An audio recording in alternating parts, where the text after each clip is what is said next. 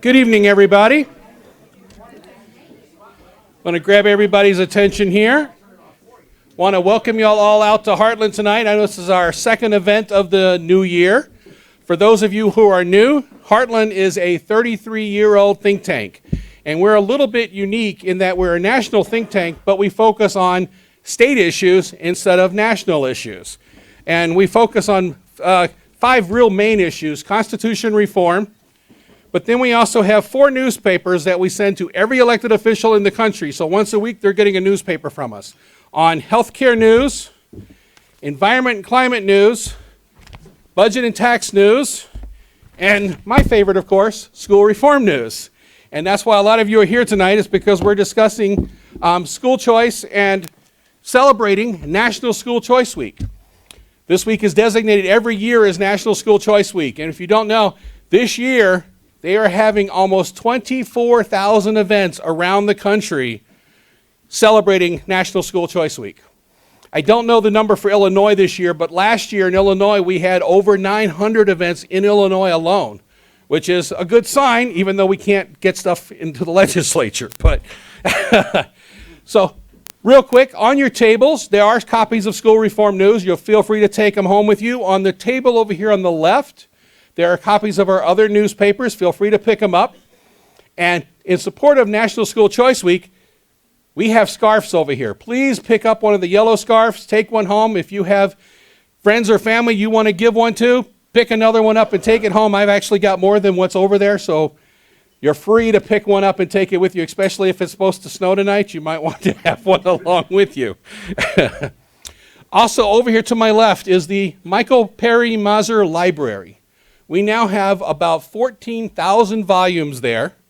And I know some of you here are donating books. Carl Lambert brought some more books tonight. And a lot of people have, I think it's 56 people donated books to us last year. And so it's a major library. We are in the library system of Illinois. You are free to come in here during the day and actually read the books.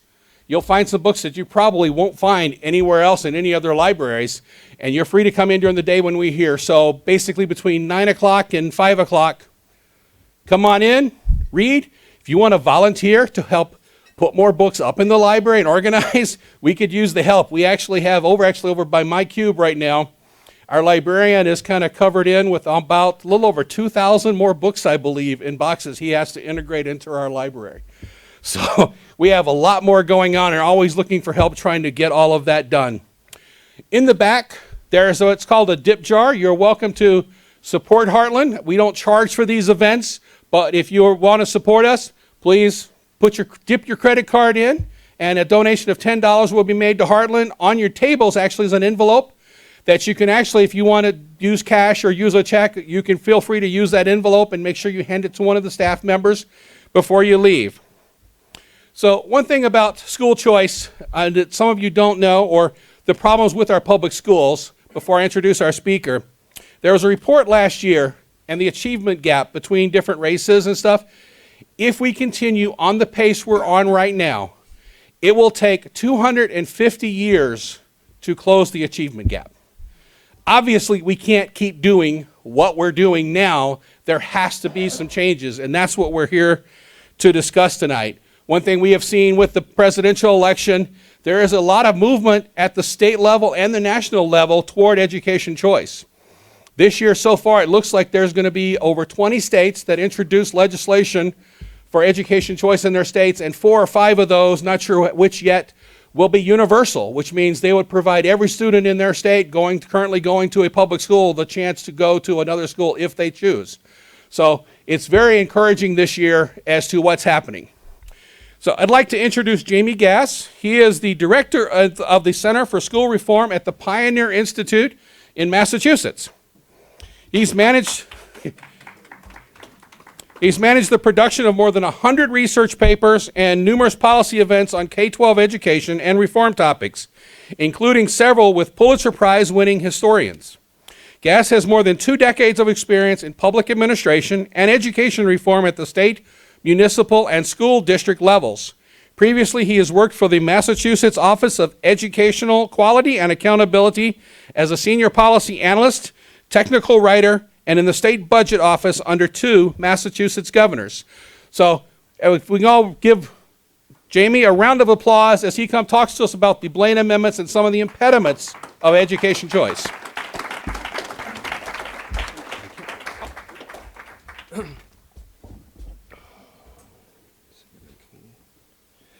So thank you, Lenny, for that very kind and generous introduction. It's a real pleasure for me to be here, and I've been a big fan of the Heartland Institute for quite a while. We do a lot of work on K-12 education.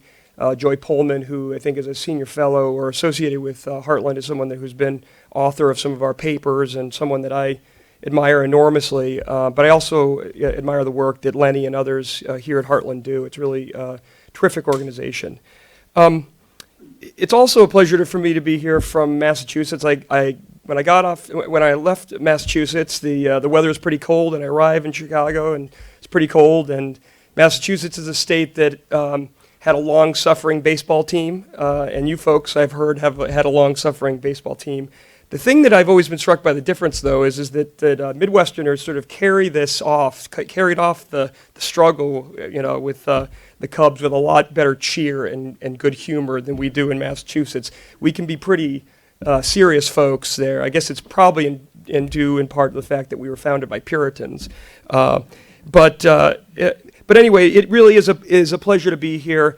Part of what I want to try to do in this world these days with lots and lots of debate about K-12 education, and it's been going on, frankly, for decades. Back in 1983, President Reagan's had a commission called the Nation at Risk Commission. It talked a little bit about how the chronic underperformance of our public schools was a serious problem. In fact, he said if it was something that had been imposed on us by a foreign adversary, that it would be an act of war. I think that the historical context for all this is important. And both at Pioneer Institute, where I work, and in Massachusetts, we are really often not proud of some of the things that happen in our state. But one of the things we really are proud of is in the last 20 some odd years, we've been engaged in a big education reform effort that really put basically additional money into the system for high academic standards, high quality testing that were high stakes for students, accountability, charter schools. And that really took us basically from a middle of the pack state to #1 in the country on the nation's report card the last 5-6 times it's been administered, and is the only state that's internationally competitive. But it doesn't change the fact that we still have these deep achievement gaps that Lenny mentioned. And while we're proud of the things that we've accomplished, we've also been backsliding in the last 7 or 8 years. But one of the things that we're sort of least proud of is that we are the sort of, infamous, I guess, perpetuator of and initiator of these amendments. They're called Blaine amendments. And in Massachusetts, they're so old that they're called know-nothing amendments. And these really are the barriers that block the greater school choice that people at Pioneer and Heartland and others really hope for. Part of what I'm going to try to do is give you that context, but I'm also going to, in a way, try to contrast what was the founding vision of education and the founding vision of constitutionalism and the founding vision of religious freedom in comparison to a lot of what we have today. Some of it kind of evolved throughout the 19th century, but the system we have today really is not the vision that people like John Adams or Thomas Jefferson or the founding fathers had in mind. So this picture that I've got here is it's the title of it is The American River Ganges, and you have here it was by a pretty well known. In fact, he was the father of political cartooning in this country. His name is Thomas Nast. He was a German immigrant. He was actually Catholic, and a lot of the images that we sort of take for granted, like the Republican Party's elephant and the Democratic Party's donkey and Santa Claus and Uncle Sam. He didn't create all these, but because he was the most prominent cartoonist of the 19th century, and these sort of broadsheets like Harper's Weekly and others were, these were the sort of the papers of record. he popularized a lot of the images that we have in our mind of politics and religion.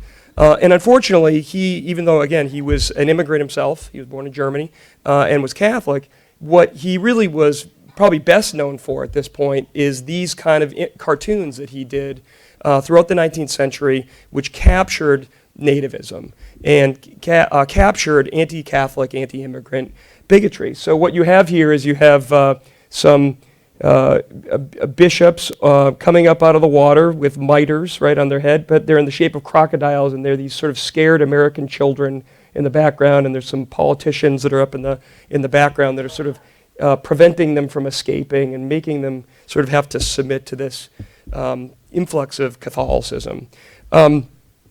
And of course, there's a quote here at the bottom from our friend Abraham Lincoln about the Know-Nothings. Because the Know-Nothing Party, and I'll talk a little bit more about it in a minute, but came really out of the early to mid 19th century and ultimately kind of got swallowed up into the Republican Party. But Lincoln, as the first Republican president, made it pretty clear 5-6 years before he became president what he thought of the Know-Nothings and what a variation this was on the founding vision and certainly his vision of what America might look like.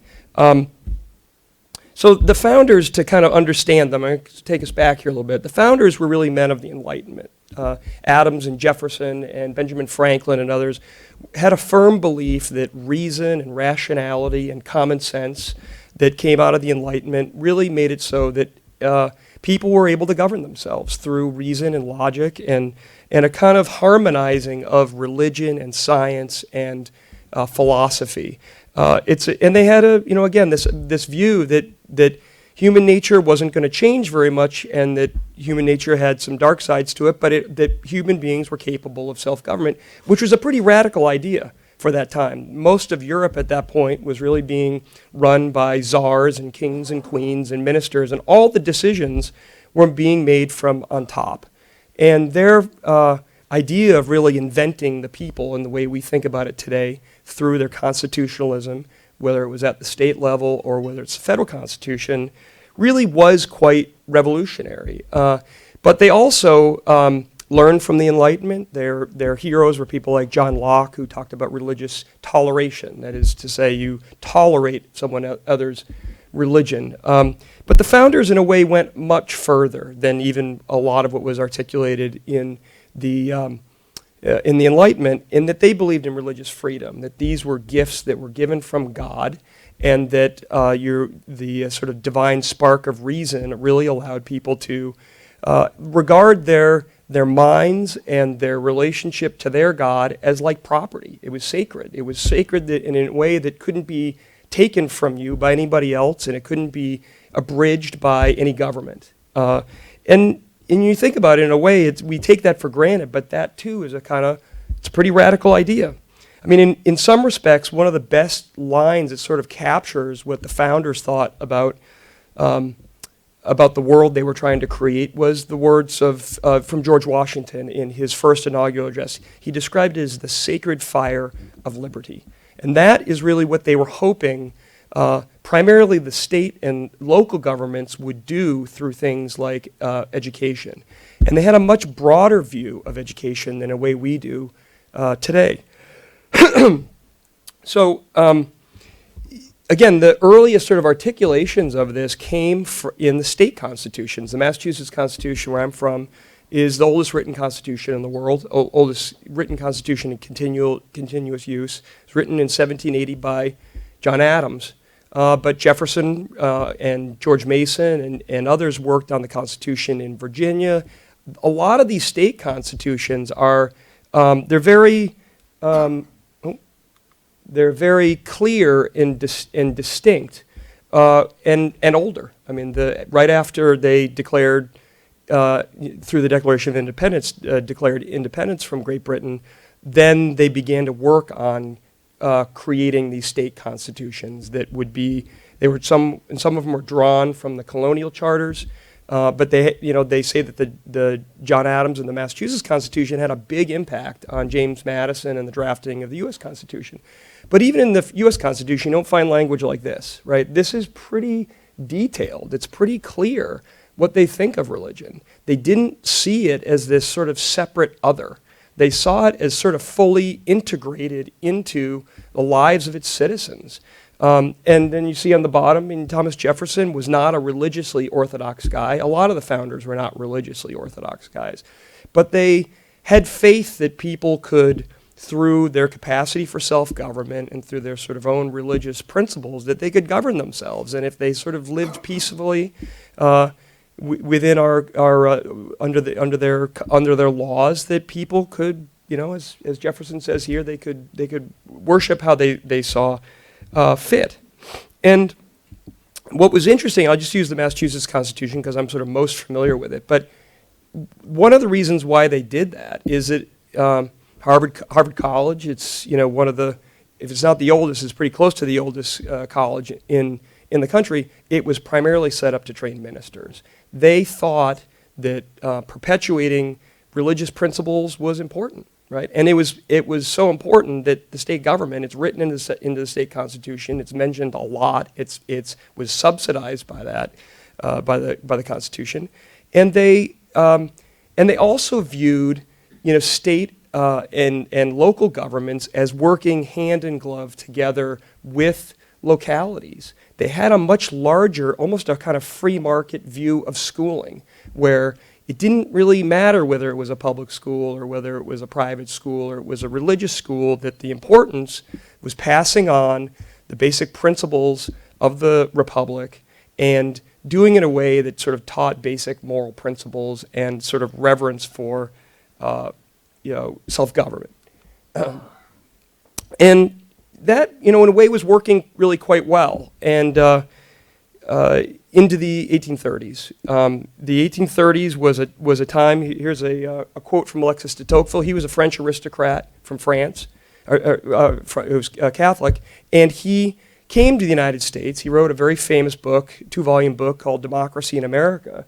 And he really describes how struck he was as a European, how unique it was, and how religion was such a vibrant force in the country in these various states that he went around. And he interacted with a lot of statesmen, a lot of people at throughout the country, and he was really struck by it. But contrastingly, around the same time, a young congressman from Illinois, Abraham Lincoln, was observing, and this is a pretty famous speech that he gave that's often cited when he was a young man. And it was delivered at the Young Men's Lyceum. These young men's lyceums were themselves sort of these civic organizations that Alexis de Tocqueville said was the wellspring of this country, and unique to this country because all of the decisions were not coming from on high, but percolating up from people and sort of civic organizations. The they that he's referring to here is the founders. What he's observing, and it's very astute really, because he's observing that the founders' vision is beginning to waver. He talks about them as being like oaks, but they were a forest of giant oaks, but the all resistless hurricane has swept them over and left only here and there a lonely trunk. Right, so he is observing. Lincoln was a pretty intelligent guy, innately intelligent guy, and largely self-educated, but he was observing that something was beginning to erode. It was also a time of great religious revival. There's a Second Great Awakening, which was this big flowering of abolitionism. And it was around the time in a state like Massachusetts where Horace Mann, who's the founding father really of public education, was beginning to come up with the idea of common schools. The common school is really what we have today in this country. But in the 1840s, you can begin to see a lot of these fault lines are beginning to show themselves. The most notable really was was the fight over states' rights, over the national government, over abolitionism and slavery. But it was North, South, it was nativist, immigrant, rural, urban, Protestant, Catholic. And in a way, it kind of set down. There's a author from Atlantic Monthly described this as like the grammar of our politics, sort of this contentiousness that was really made worse by something that was really out of this country's control, and that was the Irish potato famine. So in 1845 through 1852, 1 million Irishmen died, and it was due to this basically a fungus that grew on the potato plant, and there was no way to really alleviate it. It was the only crop. Ireland was the only country, but it had a traumatic impact because basically a quarter of Ireland either died or left. And when the Irishmen came to this country, they came to places like Boston, and very quickly they constituted about more than a quarter of the population, and this really began to alarm this largely Protestant New England Yankee environment in a way that would have pretty dire consequences. And so you can see some of these. There's a couple of little dates here, but there was this. The picture on the left is of this burning of a Catholic convent in Charlestown, it's just north of Boston. That was in 1834. Then in 1835, Samuel Morse, who invented the telegraph and the Morse code, published this book about the sort of anti-Catholic book about foreign conspiracy against the liberty of the U.S. all throughout the 19th century, and it's really infamous in Boston. Really, to this day, there were these signs that the Irish need not apply. It's sort of odd that people who have a similar religion, similar language, would be so ostracized by the natives, and it really was it created a kind of seismic earthquake that really I'll speak for Massachusetts, but it's also true of New York and a lot of other states along the eastern seaboard, where it really had a profound impact on the political dynamics. Well, I'm going to kind of fast forward a little bit, but this guy right here is a guy who no one knows. No one knows his name. But in a way, he was a know-nothing governor of Massachusetts. He was the 23rd governor of Massachusetts. He was sort of the founding father, if you will, of nativism. And his portrait is right next to the main entry to the House of Representatives in Massachusetts. It's sort of shocking that this guy who was a know-nothing and pretty violent anti-Catholic would have even in a state that like Massachusetts, it's so Catholic, his portrait would be there. But he rose very quickly, and the Know-Nothing Party, or the American Party it was called, rose quickly and kind of died quickly. But they developed supermajorities over the course of it began in the 1854 election, where they won basically every elective office in the state. And with that supermajority, they were able to pass this, forward a minute, this anti-aid amendment. It's a know-nothing amendment that really walled off public dollars going to private or parochial schools and their families. And of course, the know-nothings were known they had this secret handshake, and it was, in a way, it was kind of like a secret society, where if you were asked about it, you would say, "I know nothing." And they were very clever, though. They stitched together basically pretty progressive politics. So they were abolitionists, and they did pass some legislation that was sort of favorable to expanding women's suffrage. And it was that combination of very conservative politics and very progressive politics that allowed them to create these kind of super majority. Some other sort of prominent know-nothings were the 13th President of the United States, Millard Fillmore. He was originally a Whig, but he ran for election in 1856 as a know-nothing. And it ultimately kind of got folded into the Republican Party, but not before they did some serious damage. So this is the oldest and what is often considered the worst anti-aid amendment in the United States. It was, again, passed by our friend Henry Gardner. And what you see they did is that the first part of the amendment talks about how they're going to wall off the money to the K-12 system or any religious school affiliated with the K-12 system. But they created a cutout right here that allowed them to continue to subsidize higher ed, particularly Harvard College, because Harvard College generated ministers. And in a way, the language in here encapsulates what happened to American education. What happened is that the higher education system went on to become the envy of the world over the next 150, 160 years because it was a largely free market, one that had public, it had private, it had religious, it had vocational. It was not centralized in any way. But the one at the top was the K-12 system, and it really then created a separate system that Catholics began to develop as an answer to their exclusion of dollars.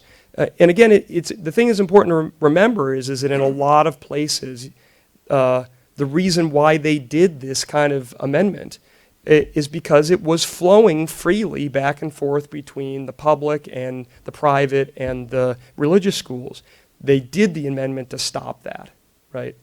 But it gives you, if you use your imagination, it gives you a sense of the kind of free market that the founders and the early generations of this country had about K-12 system.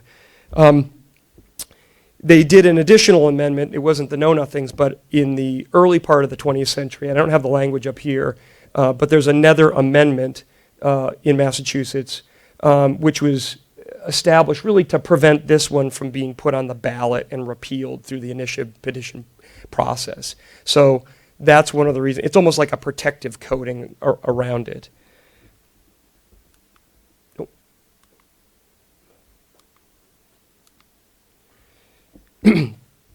So this fella is James Blaine. He is, I'm going to sort of move forward through the latter part of the 19th century. James Blaine, and that's what most people do not know these amendments as Know-Nothing amendments. I like to call them Know-Nothing amendments because the name itself tells you everything of the impulse behind it.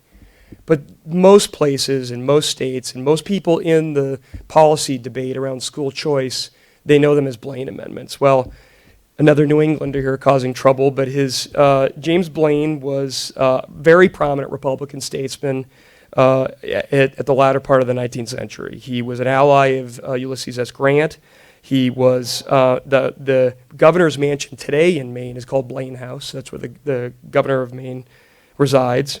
And he had made an effort. He had been a congressman, then he was Speaker of the House, he was a U.S. Senator, he was a two-time Secretary of State. He was really interested in trade issues, countries beginning to kind of merge in foreign policy in the world, and he was a big proponent of that. But when he was Speaker of the House, and as have it at the bottom here, he very narrowly was able to engineer a national Blaine amendment that would have done nationally what the state constitutions did. Although he failed, he came within 4 votes of getting it passed in the Senate, and if it had been passed in the Senate, Ulysses S. Grant would have signed it. He made it pretty clear that he was in favor of these kinds of things. But what happened is, even though he was unsuccessful, Blaine was unsuccessful, the state constitutions and the states began to emulate that practice. And that's really why today 38 states in the United States have Blaine amendments. The states with the blue are the states that don't have them. So ironically enough, the state of Maine, where Blaine was from, does not have one, right? Vermont doesn't have one. Rhode Island, Connecticut doesn't have one. Your friends in Iowa do not have them. And some of the southern states. And they...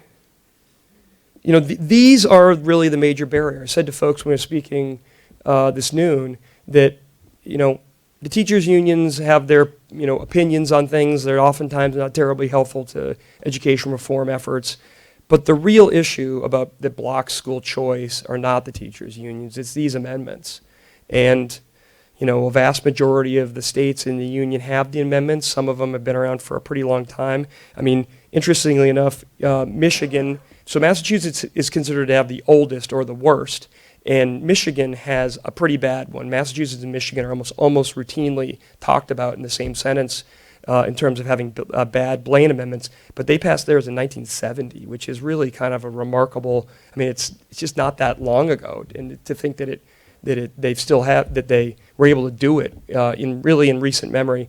And the record of getting rid of these things is not good at all. And at the bottom here, you can see the handful of states that over the last 30, 40 years have tried to get rid of them. So, as we sort of move into the school choice conversation here, the Pioneer, where I work, is non-denominational. We do events and papers around Jewish day schools, around Catholic schools, about charter schools and virtual schools and voc tech schools. We're not denominational at all, but Massachusetts is certainly the most heavily Catholic state in the Union.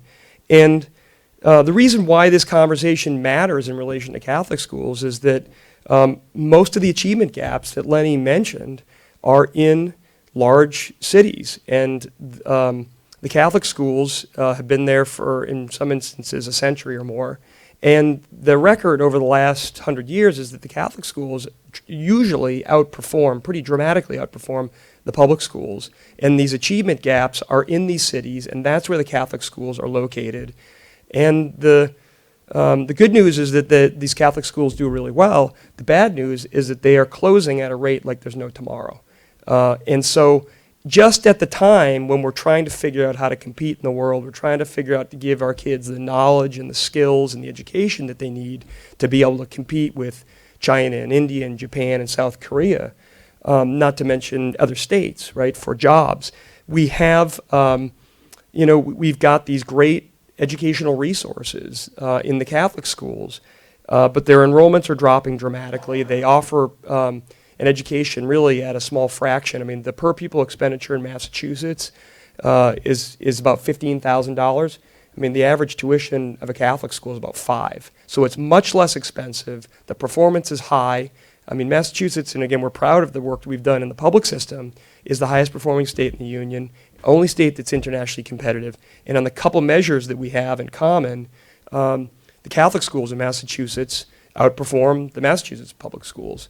And what's again remarkable about it is that these are they're an incredible resource, and they are aligned with the vast majority of the people who inhabit the state. Now, our neighbors in Massachusetts, neighbors to the north in New Hampshire, and our neighbors to the south in Rhode Island, they have what they call these educational tax credit programs, which are kind of the ideal for many years was to have a voucher program where the money would follow the child, where the state would basically give or the local government would give the equivalent of a public school education voucher to a parent who could take it to any school that they wanted, whether it was private or parochial or charter or voc tech. But in recent years, there's actually much larger percentages of kids that are in these education tax credit programs. And really what it does is it allows for a third-party entity, so like an individual or a corporate entity, to give money to a kind of clearinghouse. They get a tax credit for making that contribution, and then the state, this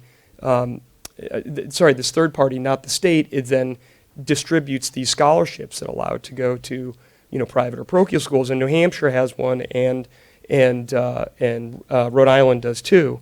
But the thing about it is that even some of these, in Massachusetts, we tried to push for an education tax credit program, but the Know Nothing Amendment, walls it off, and that's true in a lot of different states. I mean, they've made little inroads here and there, but the bottom line is that even this sort of backdoor to vouchers is how they describe it, often is struck down by the state Supreme Court. So the way we've been trying to address this is at Pioneer is doing a lot of polling data first and foremost, and so it's a little bit dated, but there's some polling data that was done in Massachusetts, and it shows there's actually pretty wide support for vouchers, for tax credits, and for getting rid of these amendments. The truth of it is that the reason why events like this are important is that most people don't know about these things, except for wonks like me and Lenny, but this is the barrier, and the more the general public, the polling is pretty clear, the more the general public knows about these things, the more willing they are to try to get rid of them. There's a national poll done by Education Next, which is a independent journal that's out of Harvard and Stanford, and there's pretty wide national support for universal vouchers and even higher support for education tax credits. But we do, the way we've gone about it is, so we do polling, we do events with people like Ray Flynn, who's the former ambassador to the Vatican. We bring in folks from other think tanks from around the country. Jason Bedrick is a guy who's been here at Heartland before. He was a former state legislator. He's an Orthodox Jew. He lives in Arizona now. He was one of the big drivers on the education tax credit program in New Hampshire.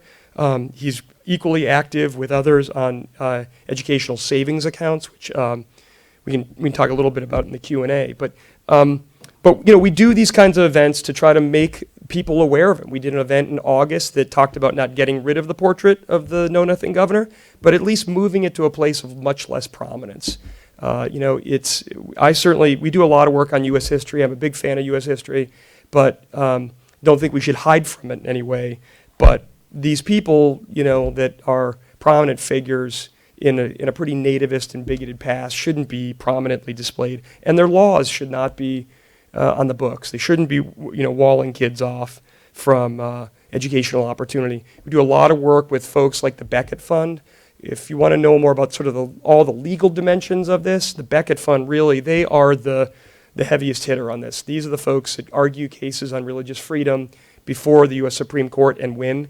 They have something like a 90% success rate in the state courts on religious freedom issues.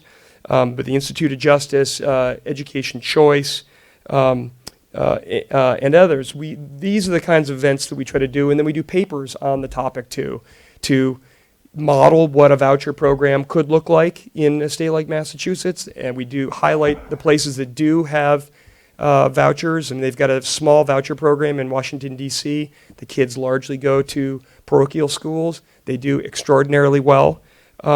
There's a small voucher program in New Orleans, and what we try to do with these papers and events is really just show people and get people to use their imagination about what it could look like.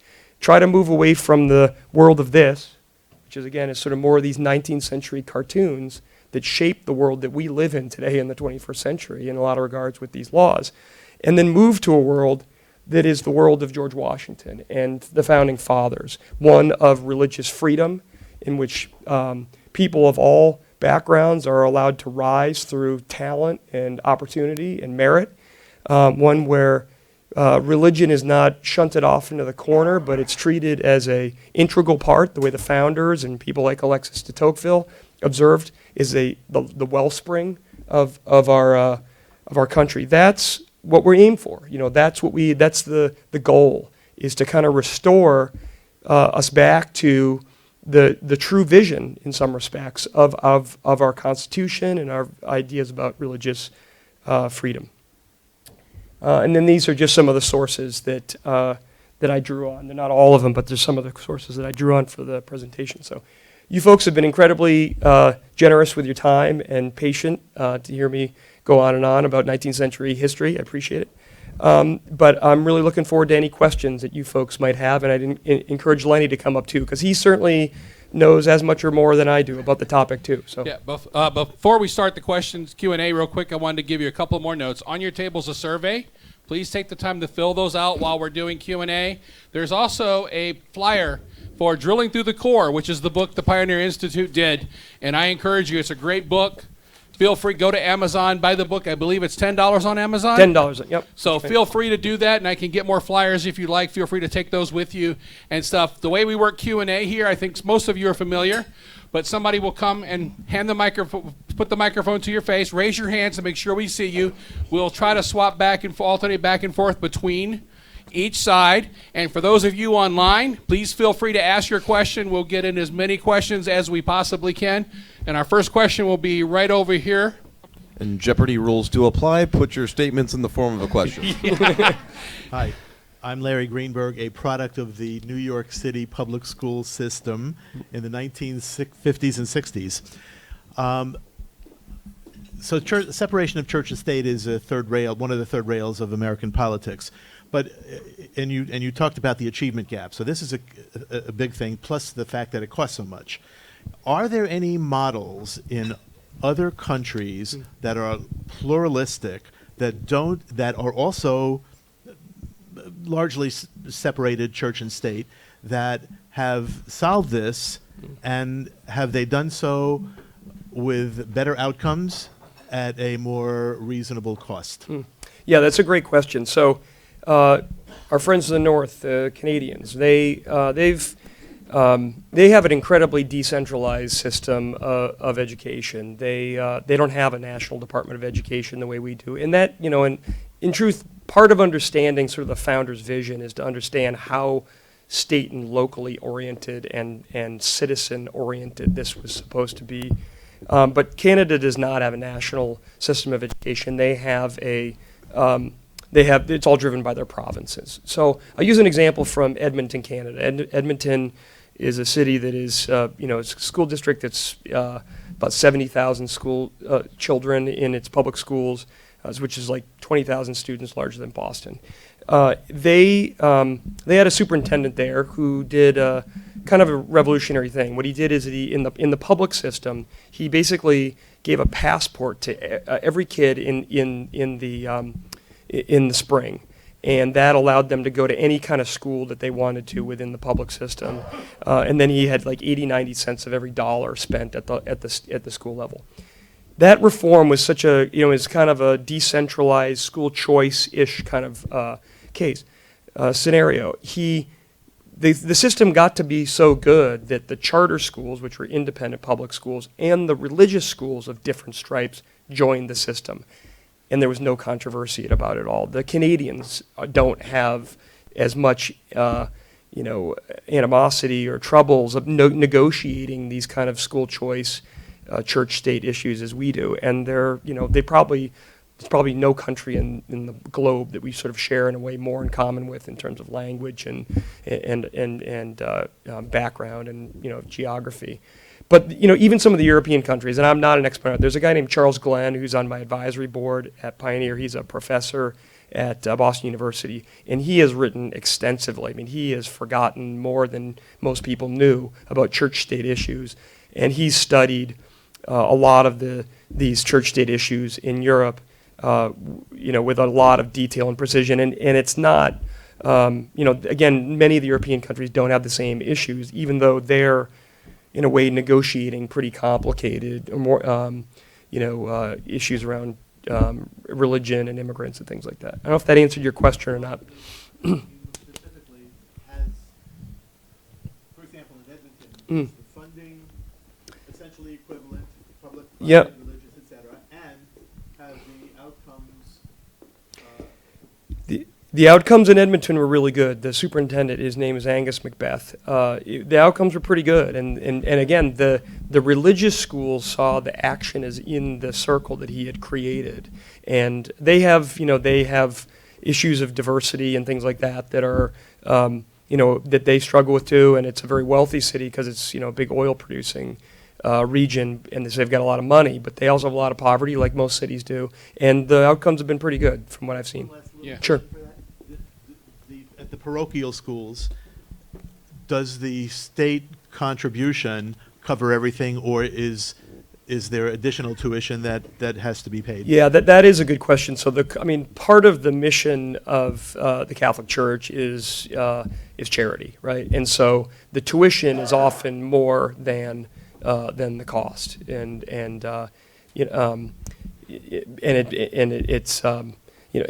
that's part of the issue that they're having is that a lot of the schools are in urban districts, but and urban settings, but their donors are increasingly from the suburbs.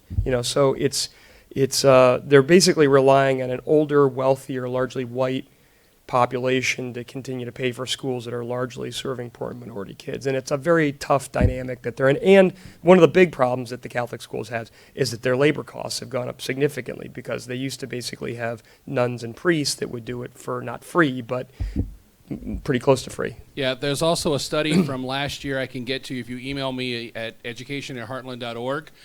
Wisconsin Institute of Law and Liberty actually did a review of some of the European countries and how they fund education in both public, private schools, and they don't really care as long as the kids are getting educated. And I can actually get that study. I forgot exactly which countries they looked at, but but the education outcomes were great, and it was really a school choice system where kids could go to any school they wanted. So. Right here. Art Ellingson, Arlington Heights Tea Party, and a former candidate for the local school board here in Arlington Heights. Where in Illinois specifically are these Blaine amendments listed? Can you tell us, for example, article numbers or something like that in the Illinois Constitution?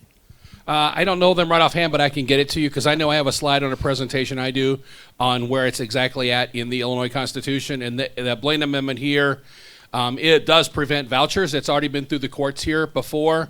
But individual tax credits and charter schools are allowed under our Blaine Amendment. So there are ways around.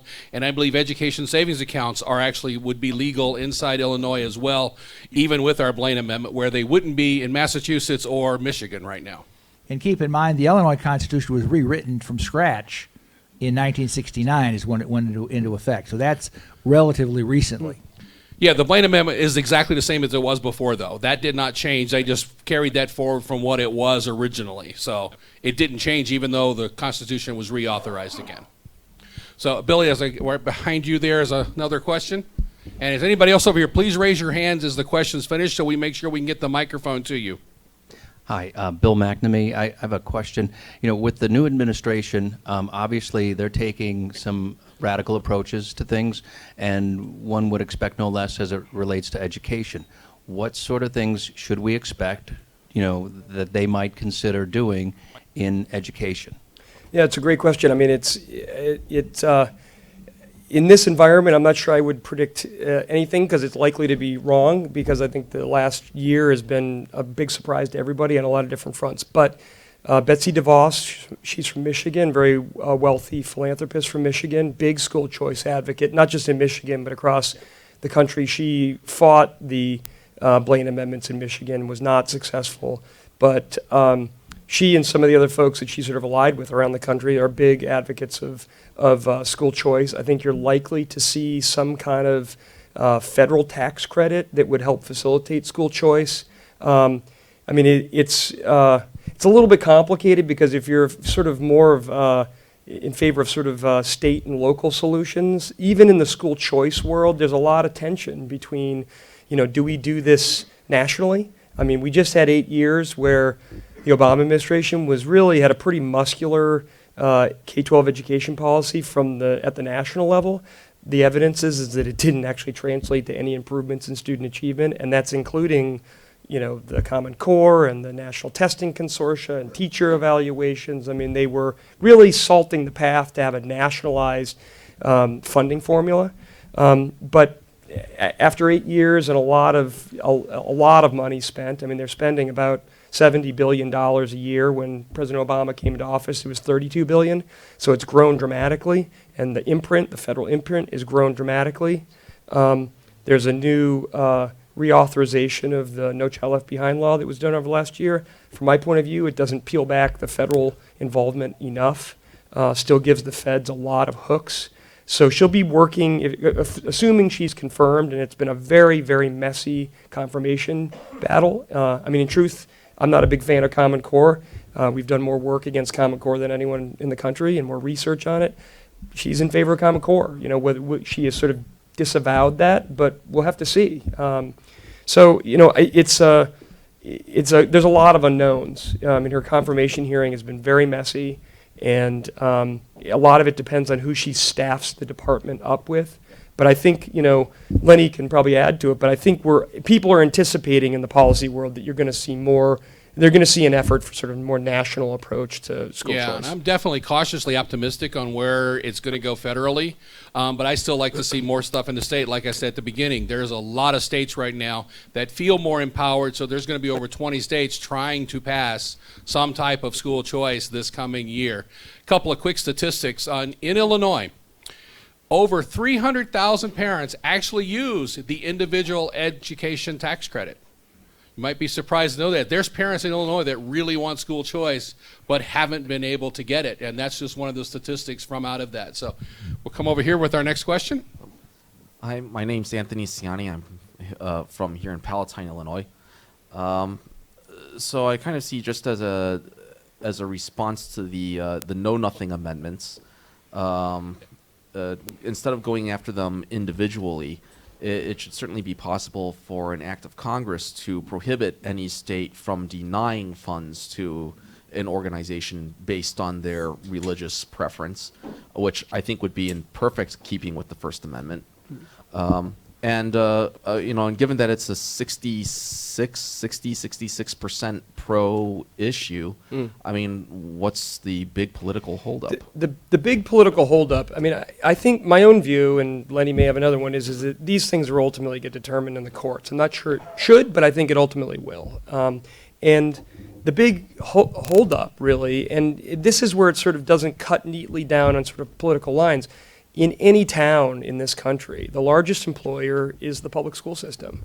And usually the best paid local official is not the mayor, it's the school superintendent.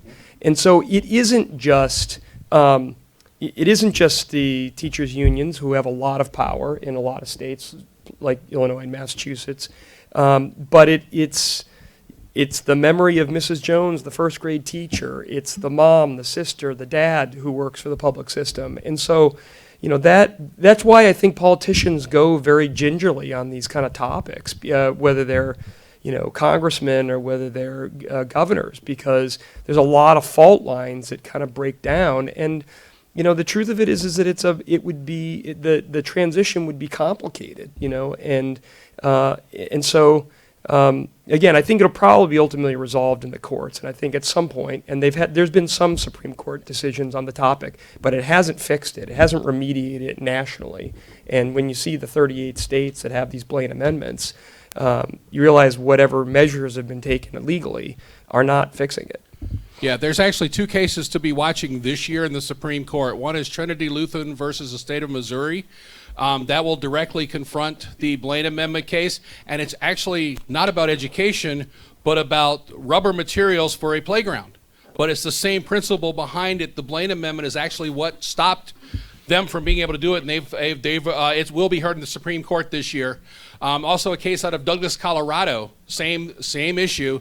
They did a school choice program. It was ruled unconstitutional in Colorado. It has now been appealed to the Supreme Court. So those two cases, watch those carefully this year.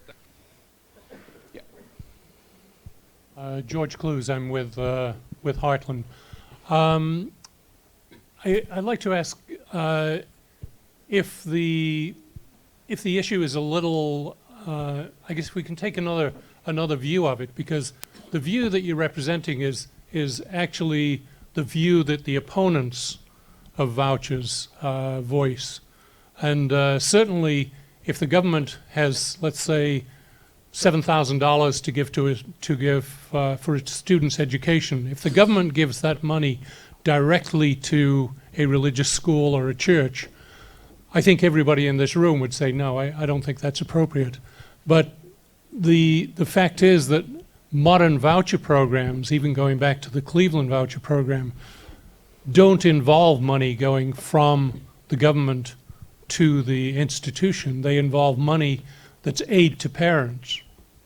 And in fact, that was brought up during the Cleveland case when the lawyer for the teacher union was asked by one of the Supreme Court justices. He said, well, the teacher union lawyer was saying, well, it's not constitutional. And the Supreme Court justice says, well, what would make it constitutional? And he said, well, if you put someone in between, then it becomes constitutional.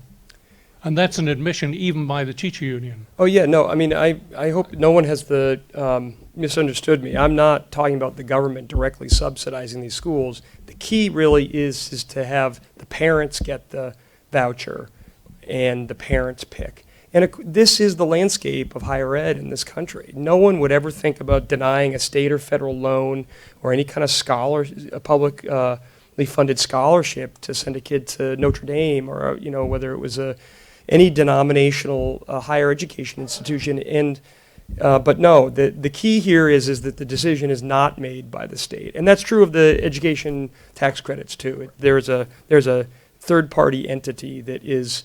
They're the ones that the tax credit is given to that third party, and they're the ones who disperses it to the scholarship recipient based on need. But no, I'm not calling for direct subsidizing of religious schools by either the state or federal government. Okay, or in the back corner. Yep. Hi, I'm Chris Paolelli. I'm from Park Ridge, Illinois. I'm actually a teacher in a Catholic high school. And one of the many reasons that I am, one of the things I like about teaching in a Catholic school is the relative freedom from a lot of bureaucracy, that I've never experienced firsthand, but seems awful in the public school system. And I'm just wondering, obviously these proposals sound great, but I'm wondering if there are any sort of Trojan horses that might be exploited later in these kinds of proposals, where once this sort of system were in place, we would then be subject to, the ever more elastic interpretations of Title IX or whatever else that might potentially come back to sort of bite us. That's a great question and a very real threat. So we did all this work on the Common Core over the last 5-6 years. There were 2 Indiana Catholic school moms who really led the big effort to try to get rid of Common Core in Indiana. And their concerns began to develop actually around the voucher program and it's a big debate. I mean, Lenny can talk about it too, but there's a big debate even in the school choice world about whether with a voucher program or an education tax credit program, then for accountability purposes, that private or religious school would have to take either the state test or the state standards. And what happened in Indiana, because they have a voucher program, is that they did. One of the big advocates for this is Jeb Bush and, frankly, Mike Pence and Mitch Daniels and others. They think that when the money follows the child, that means that it should create an opening for that school to have to take the state test. And in this case, it is Common Core. So there is a very real threat. I mean, that's one of the reservations that I have about a federal initiative on it, is that if you think that the state governments are good at imposing their mandates, you haven't lived until you've had the federal mandates. And a lot of what is really, in my view, significantly damaging K-12 education on the public side in this country are the pile of regs that are passed down from the feds, and then the states add it too, but they really get the states then to help enforce a lot of the costs and regulations and bureaucracy. And that's the big thing. I mean, we're spending a tremendous amount of money in this country on K-12 education. It's significantly more than most of our competitors. And the results are just flatlined. But the thing that has grown significantly is the bureaucracy around it. That is the constant. And it's one of the reasons why we think that, again, in this sort of Enlightenment view that, that reason and common sense and markets can help remedy these problems. That we need to have school choice programs that help flatten out some of the bureaucracy, which is really choking off the academic quality and the performance. So I'm not sure if I answered your question, but yeah, there are very real threats.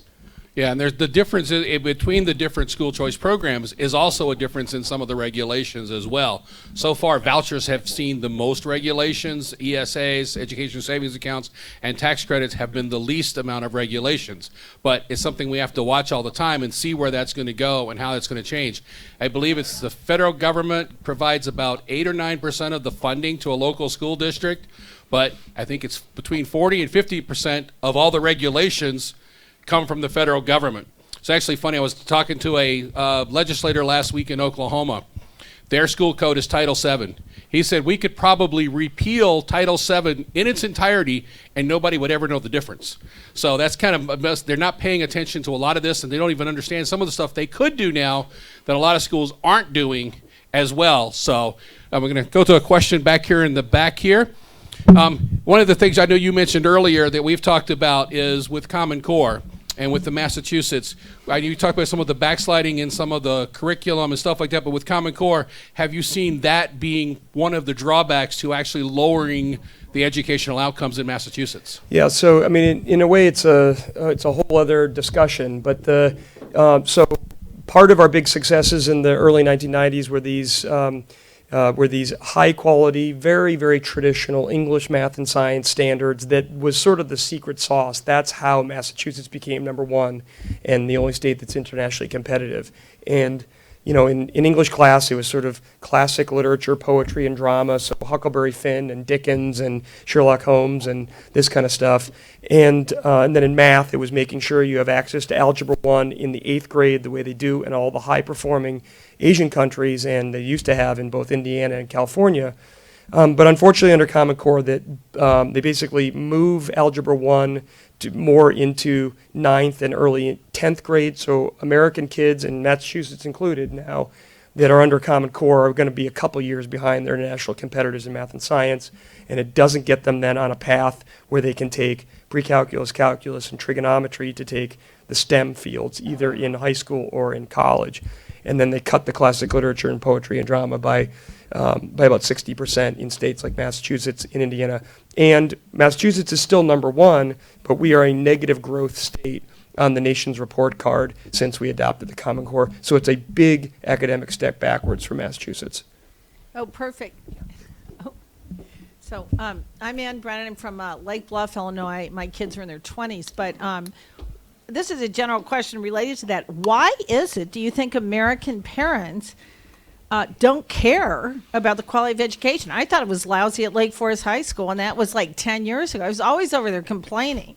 And particularly literature, they don't even read poetry anymore. Right. I mean, I think they had one semester somewhere, and I was just fortunate that my kids, read a lot, but it certainly didn't get it from the school. Yeah, no, it's interesting. Just a couple weeks ago, I was at coffee hour at church, and there was a 95-year-old man that recited the Midnight Ride of Paul Revere off the top of his head in front of everybody, right? And everyone knows stories like this of grandparents or parents that did not have a lot of formal education, but public schools, and that got people educated. And that's really, in truth, the story of, George Washington didn't go to college. Abraham Lincoln didn't go. There's figures of real. And we've done a lot of work on the Common Core issue on the research side, and we've done testimony in front of 20 some odd states. But the people who really drove that, and I've spoken in front of audiences of 5 and audiences of 900, and it was moms. 80% who were doing the crazy math with their kids that made no sense, and they were getting themselves organized on Facebook and other places. So I think they do care. The problem is that I think they often feel like they're powerless because the special interests and the politicians of both parties either give lip service to it or don't do enough to make it a big priority. And the system we have it's an insult to a free people.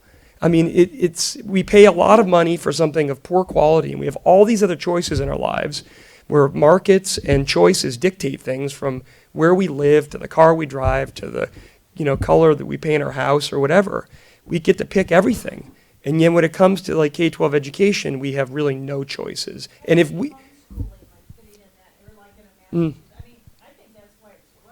It is growing, and it's grown even more since the Common Core. And there's good options out there. There's a lot of really good charter schools. There's really good vocational schools. There's some desegregation school choice programs that are good. We have some vouchers. Massachusetts doesn't have a voucher program, but basically 15% of the kids, and it's been true,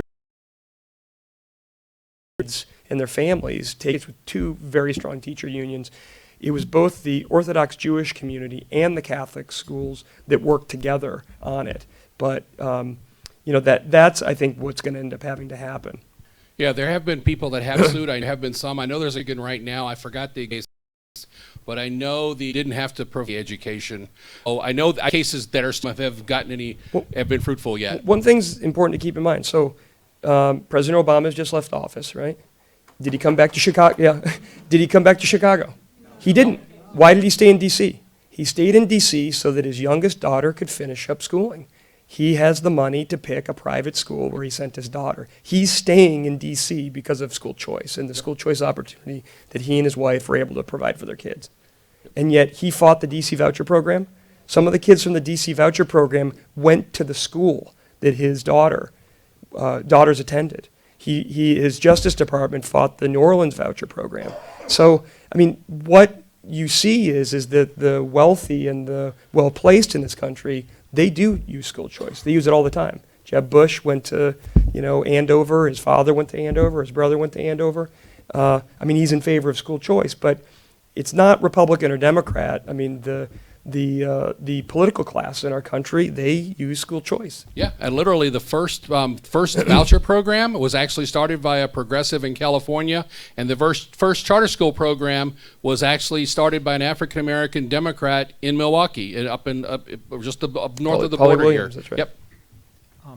Dan Druffenbrook, Barrington, Illinois. From your talk, someone could take the assumption that you're saying that it's the government's duty to educate every child.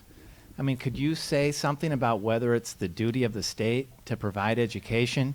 Because personally, I get kind of frustrated whenever something is important, say education or healthcare, the government gets involved and it gets really expensive and really messed up.